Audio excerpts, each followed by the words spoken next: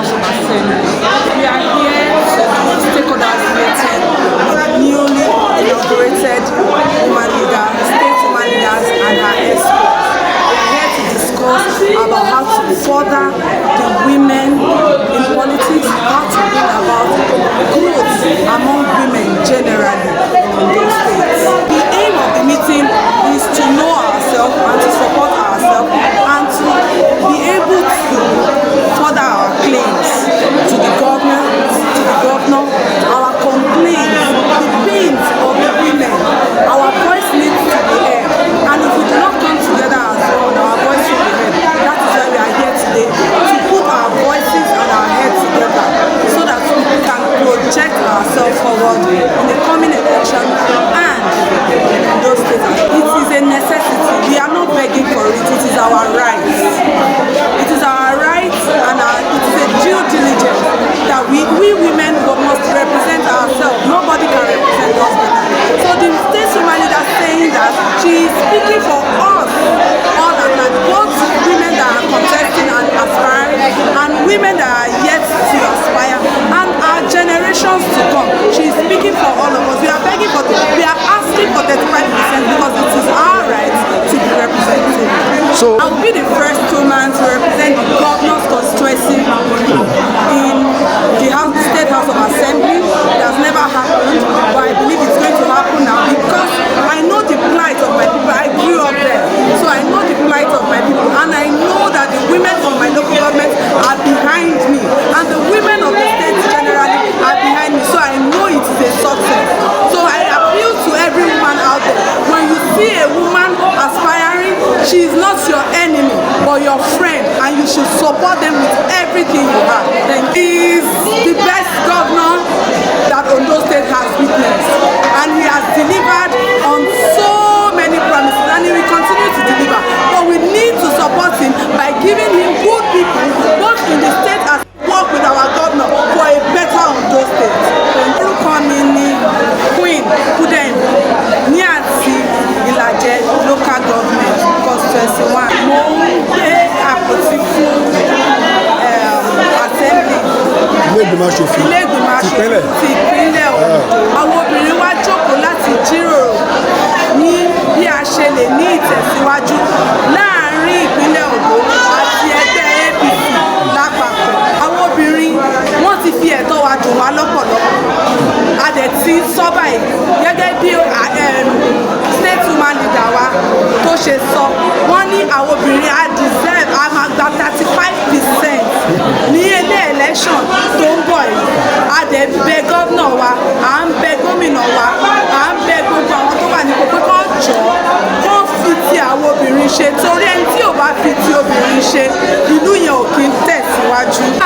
Gómìnà dáadáa la ní l'Ondo State ní ìpínlẹ̀ Ondo torí wọ́n ní ìfẹ́ àwọn èèyàn lọ́kàn. Ìjì Ayéọlá, a veteran Hollywood actor and a council member of Adekunle Ajasin University, a former special assistant to the governor on culture and tourism. To heed the call of our state woman leader, Princess Ìjì Ayéọlá, this is our maiden meeting with stakeholders and leaders, women of note in Ondo State. That's why we're here. And we are here too specifically to show our support to her, to let her know that we are behind her. I support wholeheartedly, and that's what I preach always, that women should be given their right of place. Yes, it is our right. We want to stand on that and to plead with our men to please give us the chance. We are not fighting them. We are only asking that they should please give us that chance. Okay, orúkọ mi ni Ọmọọba Dúpẹ́ Adétúwò, ẹni tó jẹ́ eléré orí ìtàgé, tó jẹ́ àgbà nínú orí ìtàgé. Mo dẹ̀ tún jẹ́ ìkan nínú àwọn alákòóso ilé ẹ̀kọ́ gíga Adékúnlé Ajásin University tó wà nílùú Àkùngbá. A wá síbí lónìí nítorí pé àkọ́kọ́ owó èrè nígbà tí wọ́n lẹ́yìn tán yan woman leader tán yàn fún wa l'Ondo State, woman leader Princess Ìjì Ayéọlá. Meeting àkọ́kọ́ tó kọ́kọ́ máa pè lélẹ̀. ní pé ká jọ pètèpèrò lórí àwa obìnrin, ipa àwa obìnrin láwùjọ àti ìtẹ̀síwájú obìnrin, pàápàá jùlọ nínú election tó wà ní tó súnmọ́ wa ní báyìí báwo la ṣe fẹ́ ṣe ká máa fi kí àwọn obìnrin wa lẹ́yìn, ká máa fi táàmì fi já alátakò fúnra wa, torí àwa la pọ̀jù nínú òṣèlú, àwa là ń ṣòṣèlú jù, àwa ní iyọ̀ ayé, àwa náà là ń jẹ́ ajá amúlùúdùn. Èròǹgbà wa ni pé èròǹgbà tèmi ni pé tí mo dẹ̀ mọ̀ pé ogunlọ́gọ̀ àwọn èèyàn wa wọ́n fẹ́ ká rí obìnrin tó pọ̀ tó tún lè rán níṣẹ́ pé ẹ lọ ṣojú wa ní Àbújá àti House of Assembly wa ń bì báyìí. Inú yẹn lè gan.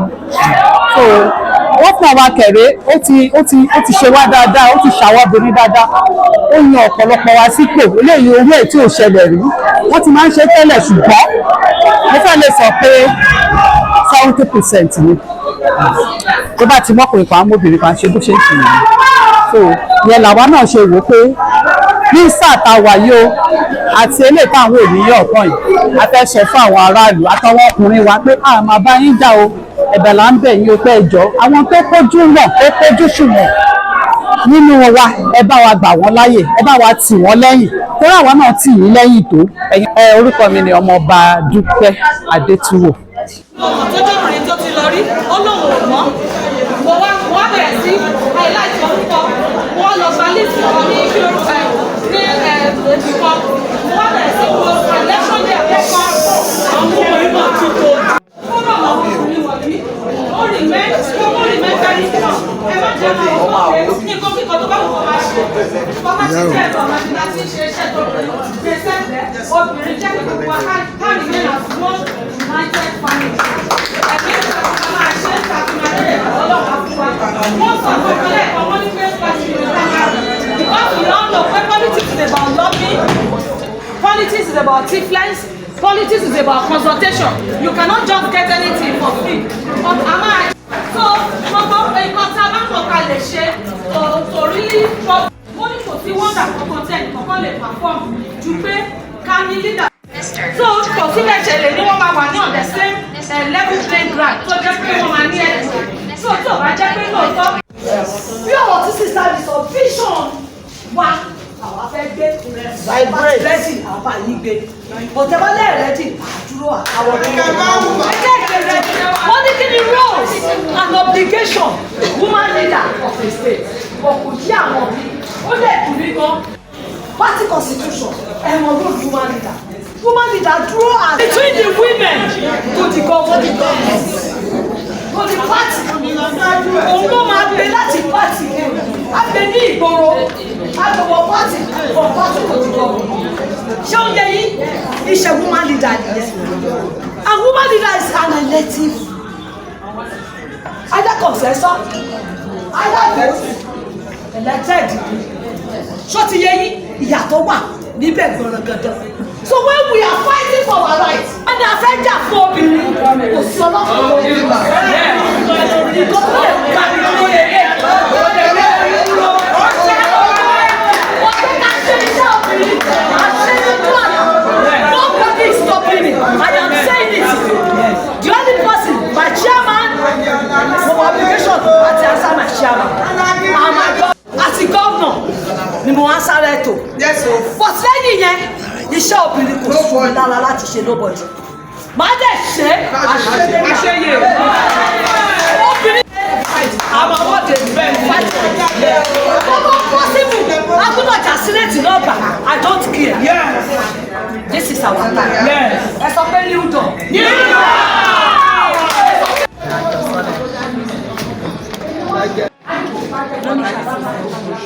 So when I fight myself,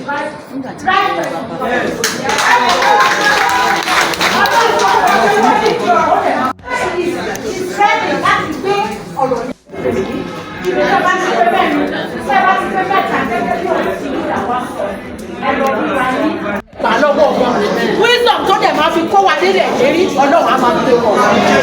Adúpẹ́ lọ́wọ́ onímọ̀, thank you so much.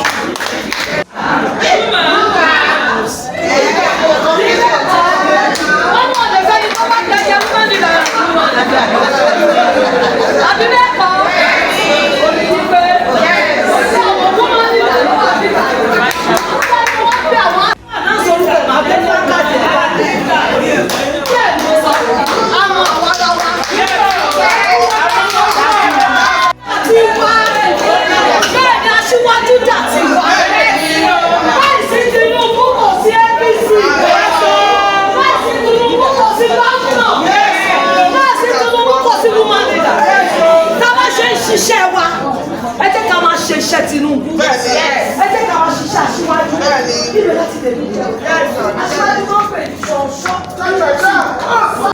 Màmá yẹn ní omi ń pọ̀ lójú wọn wá dé ẹ̀mọ̀ kan tó bá sọ wọn tó bá ti jẹ́ ìfẹ́ ti pátì wọ́n ní àwọn fi ara wọn. Mrs. Fáyẹ̀mù ẹ̀jẹ̀ hallelujah ìjọba ẹ̀kọ́ mi ẹ̀jẹ̀ máa wá kí n bá ìnà ṣé ẹ̀mí kí ẹ ṣe bu ìfún pátì ó gbọ́dọ̀ á bu ìfún yín. ìyẹn kí wọ́n sọ kí ní kan lọ́jọ́ kan lọ́ọ̀lọ́hùn mo ní màmá mo pè wọ́n wọ́n fún ẹ mo dì wọ́n mú mo ní ó jẹ́ omi ló ń pín ní state test mo ní màá pín sí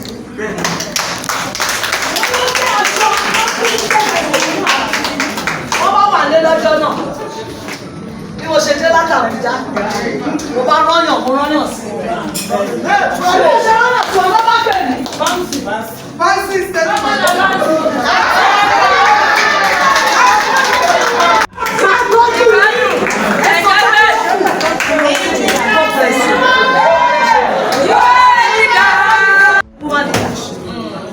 ìgbà tó ń jáde mo ní kébì test stream kí gbogbo ṣe rí ìgbà tí mo wá test run ó bọ́ ọmọ mi lọ́wọ́ ó gbà á.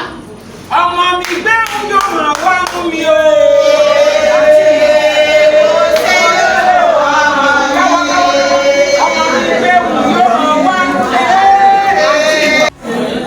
èyí gbogbo lẹni iṣẹ́ mi ò lè bá ṣe bí a ṣe bá bí kọ́kẹ́ bá ti wá sọ ní mo ṣe lórúkọ Jésù mi ò ní jọba ní lójú lórúkọ Jésù mi ò ní jọba ní lójú.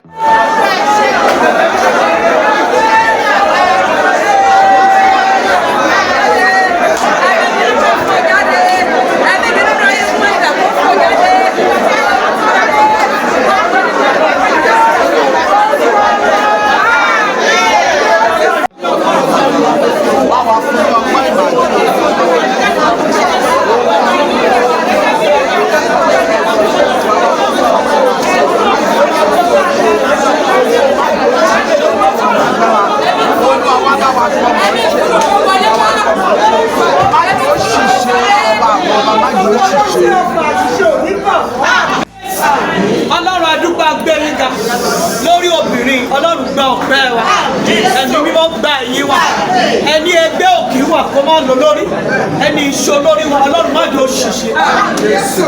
nínú owó nínú ìdẹ̀rùn stéètì yìí ìrọ̀rùn la pè é bàbá ti sọ pé ó dàtí wàá sọ pé ó di ìrọ̀rùn nínú agboolé ìkọ̀kọ̀ kó máa bá wa ká máa jí pẹ̀lú ìrọ̀rùn ká máa sùn pẹ̀lú ìrọ̀rùn owó lèèyàn fi ṣe ilé ayé o owó la fi ṣe gbogbo Ọlọ́run tó pèsè fún wa tó jẹ́ ká máa rí ná ká máa rí lò ká máa rówó ṣe òun rere àlàáfíà. Honorable Funke Kumuyi, chairman of Ikale West SCDA, and I've just been given an appointment today also as the chairman of the Women Leaders Forum in APC Ondo State. So I am very happy about that speech that she delivered, which centered on how to ensure women inclusion in the next election.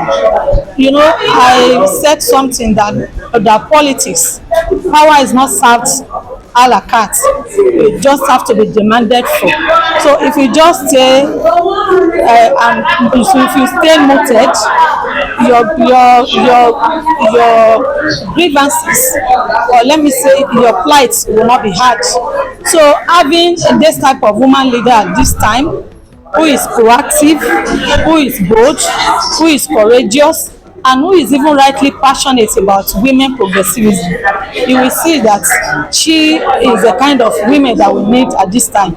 In Ondo State, women inclusion, especially in elective position, have been so much, we have been so much behind. When you look at our neighbors around, even our sister state, which is Ekiti State, they have it lots better. Having a woman who can rise up, who is ready to the task, and who is with capacity and with the willingness to lead the struggle, to ensure that women are given what rightfully belongs to them in politics, is a whole lot, and we are very happy about it. And ṣé púpọ̀ nípa meeting tá a ṣe lẹ́yìn, ó jẹ́ meeting tó dáa, tí inú wa dùn sí. tó jẹ́ ó sọ̀tọ̀ tí leader wa new woman leader wa women leader wa ó sọ̀rọ̀ nípa bí àwọn obìnrin bọ́n ṣe máa ní ìgbésókè nínú election tó ń bọ̀ yìí tí wọn kàn ní máa jẹ́ agbẹ́ apàtẹ́wọ́ nìkan tí ó jẹ́ pé tàbá rọra society ti fẹ́ relegate wá sí ṣùgbọ́n nítorí pé lásìkò yìí Ọlọ́run ṣe fún wa ta ní obìnrin takuntakun tó jẹ́ pé ó lè dúró láti lè sọ pé nǹkan tó jẹ́ tàwọn obìnrin o òun máa bá wọn jàjàkadì fún láti lè rí pé ẹ̀tọ́ wọn dé sí wọn lọ́wọ́ ó jẹ́ nǹkan tó múnú wa dùn gẹ́gẹ́ bí obìnrin ni mí mo wà ní state yìí ó ṣe díẹ̀ mi gbọ́nà ti protect dáadáa mo mọ bó ṣe rí mo mọ àwọn ìlàkọjá tí obìnrin máa ń ní ìjákulẹ̀ lóríṣiríṣi tó obìnrin máa ń ní tí ò dẹ̀ kí ń ṣe pé torí pé bóyá àròbìnrin tó kájú ẹ̀. If we are talking about competence, if you are talking about anything, integrity, competence, the pillars tó jẹ́ pé ó hold leadership position, we have a lot of women who have it in Ondo State. But at the end of the day, nígbà tí ò bá sí pé ààrẹ ẹni tó ń jà fún wọn ò ní rí nǹkan tó yẹ kán rí gbà. So a dúpẹ́ lọ́wọ́ new women leader wa tó dìgbò nítorí ọ̀rọ̀ àwọn obìnrin pé káwọn obìnrin bá lè ní ìgbésókè Ọlọ́run á máa fún wọn. Inú mi dùn mo dẹ̀ dúpẹ́ gidi gan lọ́wọ́ gómìnà wa Dr. Lucky Orímisan Ayédàtiwa. Ìdúpẹ́ mi ò dẹ̀ mọ́ níwọ̀n, mo dúpẹ́ ni láti inú ọkàn mi wá torí àìmọye ìgbà ni a ti gbìyànjú láti ìgbà rí pẹ́pẹ́ wá pé ká lè wà ní decision making table ká tẹ̀lé bẹ̀rẹ̀ níbìkan ká ṣe títí tí a rí jágbà ṣùgbọ́n Ọlọ́run lo gómìnà wa Dr. Lucky Orímisan Ayédàtiwa tó torí pé ó nífẹ̀ẹ́ obìnrin bọ̀bọ̀ tí wù kó nífẹ̀ẹ́ obìnrin tó ṣe mọ̀ pé wọ́n ń pè kankan tó sọ pé Oliver Twist we will always be asking for more so nígbà tí àti ìdèbí tó yẹ ká dé 35% rather 35% affirmative action tó jẹ́ pé policy tó wà tó jẹ́ gender policy tó wà nílẹ̀ tó yẹ ká fi tó yẹ kóbìnrin occupy àti ìsúnmọ́bẹ̀ so a sì máa continue àti máa agitate for more. Èmi dúpẹ́ lọ́wọ́ Governor Lucky Orímisan Ayédàtiwa tó rántí mi tó lò mí tó tiẹ̀ jẹ́ kí n bẹ̀rẹ̀ níbìkan orúkọ mi ni Honorable Olúfúnkẹ́ Fúnmi.